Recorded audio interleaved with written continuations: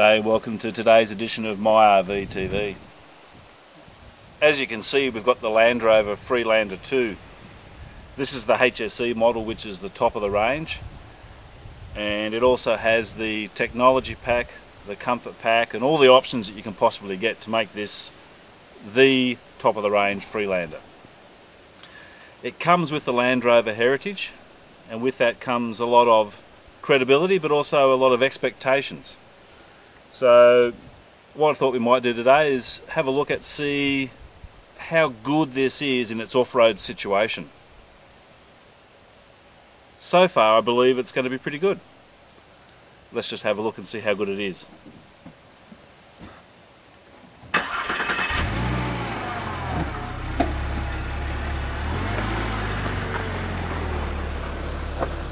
The Freelander comes with Land Rover's terrain response gearbox, which, while not dual range, does lock the centre coupling and allows you to choose between 4 different modes. We currently have it sitting in mud scenario, simply because we want to give it a bit of extra height. What it does allow you to do though is take the Freelander many places you would only take a dual range 4-wheel drive. As we said before, the Freelander comes with the Land Rover name on it, and it has a lot of expectations to live up to. And quite frankly, so far, considering this really is a all-wheel drive vehicle as opposed to a 4-wheel drive vehicle, it has definitely lived up to and exceeded those expectations. We bring all of our vehicles here to the one track so that we are able to gauge a comparison between the vehicles in terms of how will they cope. And I have to say, so far the Land Rover Freelander copes better than any all-wheel drive that we've brought here, and copes as well as a number of 4-wheel drives we've brought here actually. This is an amazingly competent vehicle. The Land Rover have done a great job.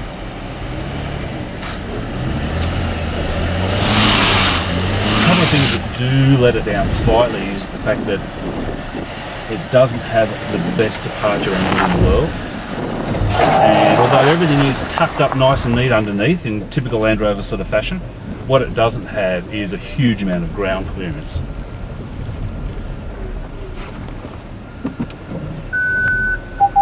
So if you take into account those factors, plus the fact that this has 19-inch 55 series tyres, which, to be honest, aren't the best tyres in the world to go off-roading with, again, Land Rover's done an amazing job with this, exceptionally competent.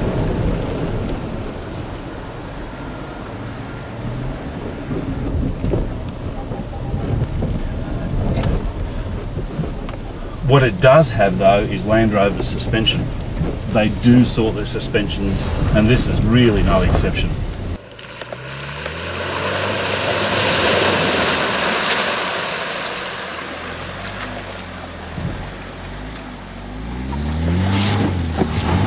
Too easy, Camp Easy. For an all-wheel drive vehicle with no centre diff lock, that was great.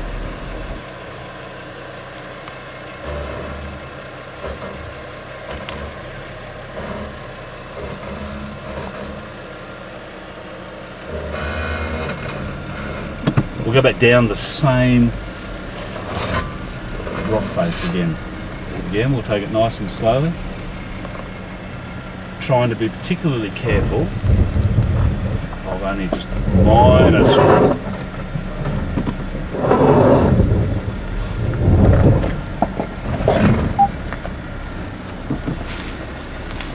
Trying to be particularly careful of what's underneath. This is 4-wheel driving, not all-wheel driving.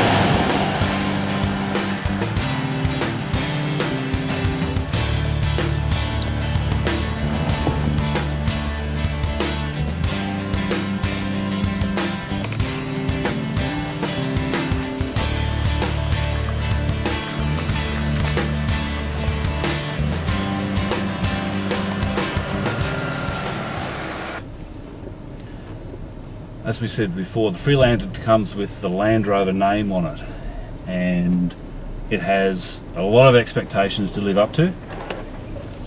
And quite frankly, so far, considering this really is a all-wheel drive vehicle as opposed to a four-wheel drive vehicle, it has definitely lived up to and exceeded those expectations.